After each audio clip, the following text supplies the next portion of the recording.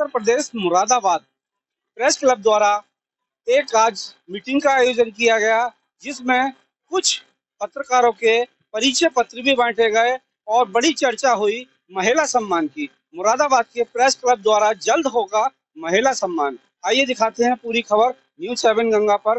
Cameraman Sumit Rana के साथ श्रीपाल सिंह राणा की रिपोर्ट।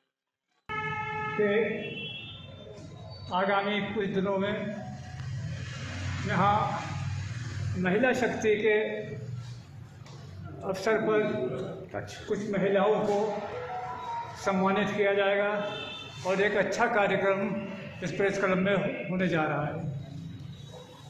मैं ये कहना चाहूँगा, माननीय अध्यक्ष जी, सारे लोग बिजी हो जाएंगे तो प्रोग्राम हमारा ऐसा होना चाहिए का एक प्रोग्राम ये होगा महिला शक्ति, उसको ऐसा ऐतिहासिक बना दीजिए कि लोग ये कहें कि प्रोग्राम प्रेस क्लब मुरादाबाद में ये हुआ और बहुत शानदार रहा। मैं इसके लिए मुझसे कहा गया कि महिला शक्ति के लिए कुछ नाम दिए जाएं, तो मैं उस पर विचार कर जो इस ज़िले में या फिर शहर में ऐसी महिला हैं जो अपने समाज सेवा में और किसी कार्य में वो हैं सफल रही है, तो उनके मैं नाम आपको दूंगा और वो नाम भी अलग ही होंगे। इस समय कोई आपके वो नाम मैं बताऊंगा आपको। तो मैं इस समय 26 जनवरी को ही मेरे ख्याल से अध्यक्ष उपाध्यक्ष महोदय की ओर से निवेदन कर दिया गया था। तो ऐसा क्या कारण है कि हम लोग के बीच तालमेल नहीं बैठ पा रहा है या तालमेल असमंजस नहीं बैठ पा रहा है कि हम लोग अपने पत्रकार साथियों को एक मंच में लाने में असमर्थ हैं। तो सबसे पहले तो मैं यही जानना चाहूँगा कि ऐसा क्या कारण है कि हम लोग अपने सभी साथियों को एक मंच पर लाने में असमर्थ हैं। इसके बारे में अगर कोई सजेशन देगा मुझे तो बताइए कि आगे हमें और क्या करना चाहिए इसके लिए, क्योंकि लगातार संख्या हम लोग की गिर रही है। तो हम लोग लगातार किसी मतलब की वजह से इकट्ठे होते हैं या अपने मतलब को न देखते हुए इकट्ठे होते हैं। ऐसा तो नहीं कि सूचना न मिल पाएगी, मुझे ऐसा लग रहा है सूचना न मिल पाएगी। अच्छे से योगदान दिया हो या बहुत अच्छा काम किया हो, अचीवमेंट कुछ अच्छा किया हो, छोटी उम्र में अच्छा अचीवमेंट किया हो या समाज के लिए अच्छा काम किया हो, जैसे कि राणा जी ने सजेशन दिया है कि वो जेल में महिला संगीत सिखाती हैं, तो ये बहुत अच्छा काम है। वाकई में मेरी ओर से तो शायद इनको सिलेक्ट कर देना चाहिए जो जेल में महिला संगीत सिखाती है, क्योंकि जेल में जाना और किसी को कुछ सिखाना बड़ा टिपिकल होता है। किसी और साथी के पास ऐसा कोई सजेशन हो जिसने काम किया हो, जैसे एक मैंने सजेशन दिया है हिंदू कॉलेज से मीनू मेहता जी का सजेशन मैंने दिया है। Of course Meenu Mehta is my teacher because I am graduate to psychology department. तो मीनू मेहता मेरी टीचर भी हैं और उन्होंने काफ़ी टाइम से मैं उनके संरक्षण में रहा हूँ, करीब 12 साल में संरक्षण में रहा हूँ। तो वो एक मीनू मेहता एक ऐसी टीचर है जो साइकेट्रिस्ट भी हैं, साइकोलॉजी डिपार्टमेंट में चलाती हैं और एक उनका संस्थान है छोटा सा जिनमें वो बच्चों को आत्मनिर्भर देते हैं, मतलब बच्चों को मंदबुद्धि बच्चों को जो आगे बढ़ाने का प्रयास करते हैं। जो लोग कम शिक्षा ग्रहण करते हैं, कम जानते हैं, समाज के बारे में कम जानते हैं या और कुछ चीज़ों के बारे में कम जानते हैं, उन्हें वो लोग सिखाते हैं। नाम क्या संस्थान का? ये है कि आप कहीं भी जा सकते हो, अपना विजिटिंग कार्ड प्रमोट करके या किसी भी तरीके से आप जा सकते हो और सीधे सीधे उस संस्था के बारे में, उस संस्था की स्वामी के बारे में, सीधे सीधे उस महिला के बारे में सीधे सीधे आप उससे पूछ सकते हो या उस पर नजर रख सकते हो, क्योंकि आपकी नजर से कोई बचा नहीं होगा, आपके कैमरे की नजर से कोई नहीं बचा होगा। हर व्यक्ति आपके कैमरे की नजर में आता ही है और उसे आना उसकी मजबूरी है। कैमरे की नजर में आना महिला पुरुष दोनों की मजबूरी है, वो आएगा ही आएगा हर हाल में। तो आप लोगों की नजर से कोई नहीं बचेगा।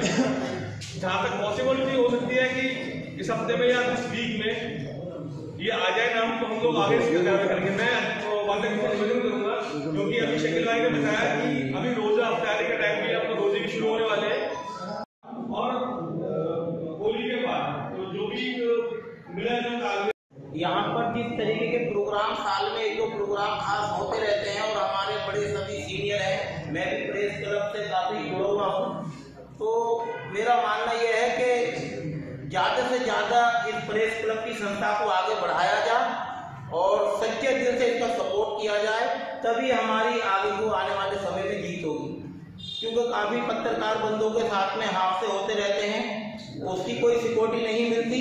और जब हम आपस में एक होंगे और हमारी अपनी ताकत होगी तो हम कहीं भी जाकर अपनी बात रख सकते हैं, किसी भी सरकार, किसी भी अधिकारी से अपनी बात रख सकते हैं। लेकिन हम जो है बिछड़ते चले जा रहे हैं। कहीं अगर हम खबर बनाने के लिए पहुंचे और मैं वहां पर पहले से मौजूद हूँ और कोई मेरा साथी और कोई पहुंच गया तो आपस में दुआ सलाम नहीं कर रहा, मतलब आपस में जल आए कि ये यहाँ इससे पहले क्यों आ गया, जो कि ऐसा होना नहीं चाहिए। सब हम एक होने चाहिए। वैसी बात के लिए मैं अपनी बात खत्म कर रहा हूँ। नहीं है हमारे जितने भी वो पत्रकार, किसी तरह की कोई एकता नहीं है। मैंने ये देखा हर पत्रकार कार्ड रखा जब और अपना बस निकल रहे साल में, बस सारे कार्ड दोबारा रेडी कराने के लिए, इसके अलावा दूसरा काम नहीं है। नहीं कहीं पे अगर कोई न्यूज़ है तो वहाँ जाए अपने हर जगह दिखाएं, लेकिन किसी तरह कोई प्रोवाइड नहीं कर पाता।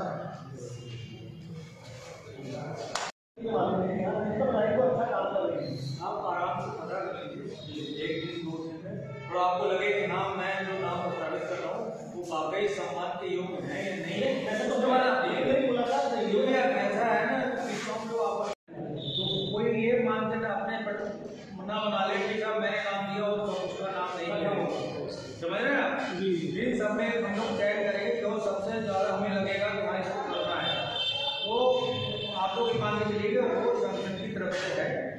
ये नहीं है कि आपने अगर 4 नाम दिए और आपने 2 नाम दिए तो वो सिलेक्ट हो जाए।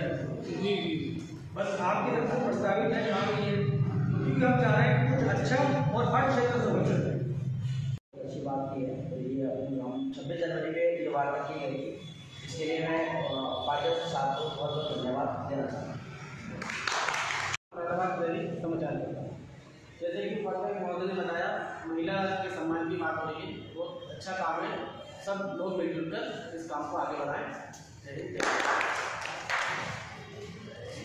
संवादक और आज उपाध्यक्ष ने जो बात मास्की ने कहा है बहुत अच्छी बात है, इसके लिए हम उपाध्यक्ष से धन्यवाद।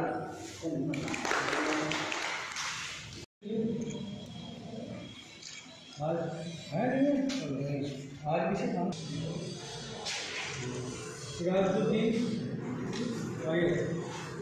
सही थे।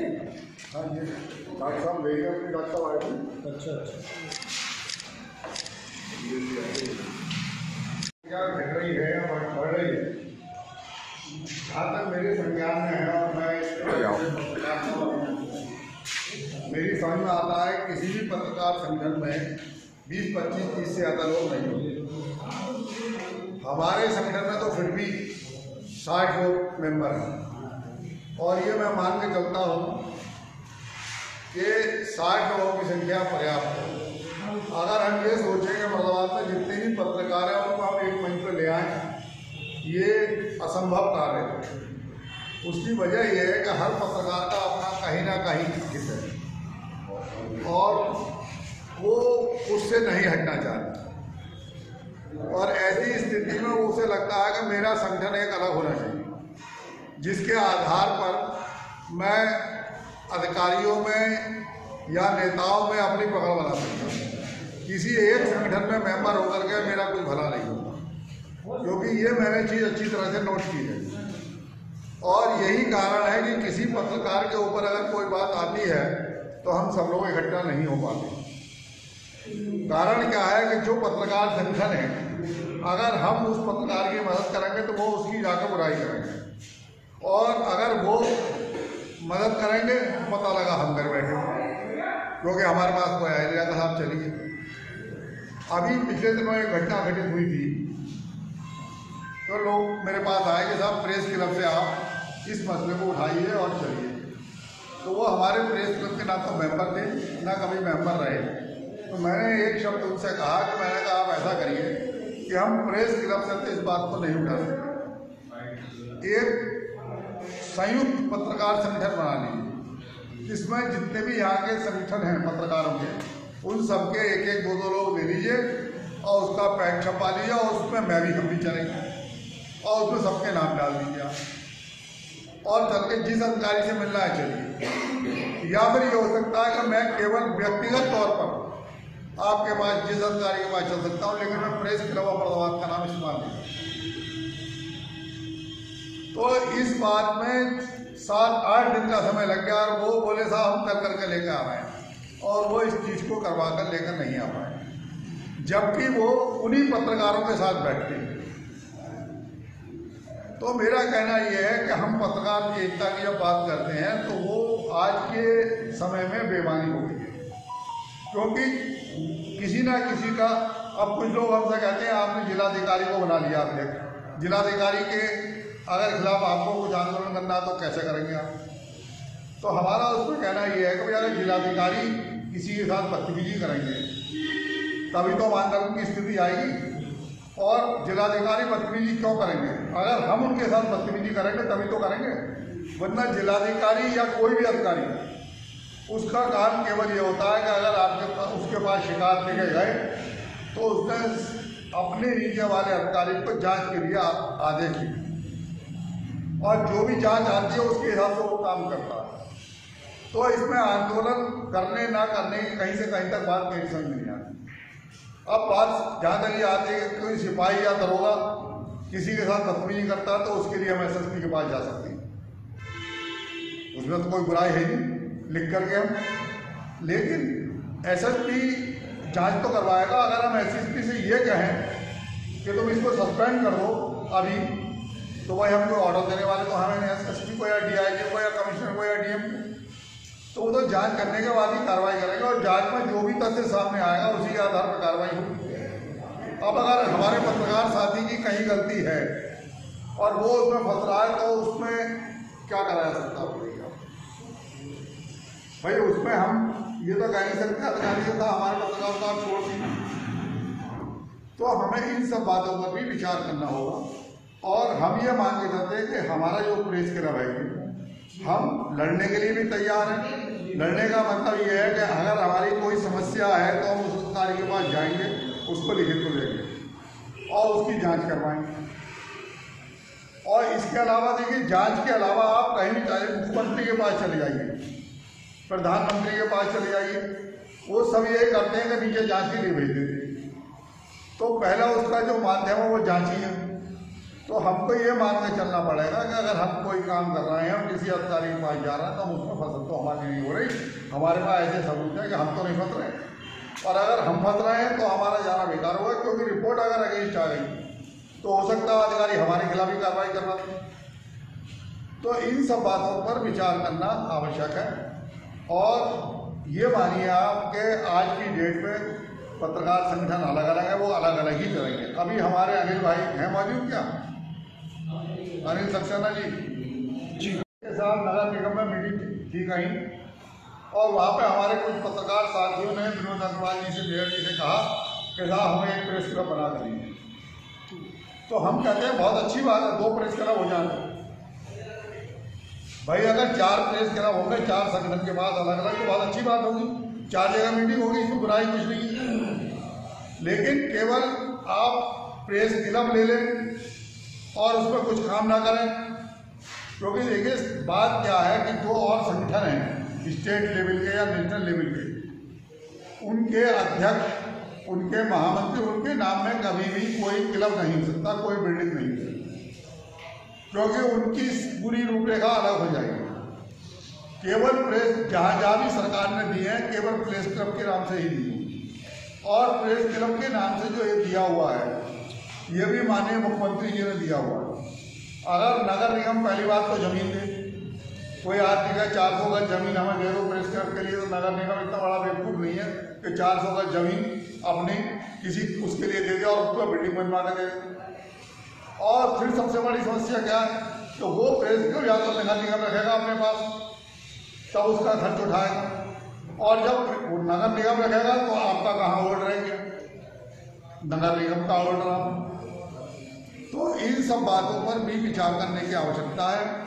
हम जो ये प्रेस क्लब कर रहे हैं आज की डेट में, हमने सरकार से कोई केवल 5 लाख रुपए जो स्टार्टिंग में मिले थे मुख्यमंत्री कोष से, वो मिले थे जिससे इसका निर्माण हुआ।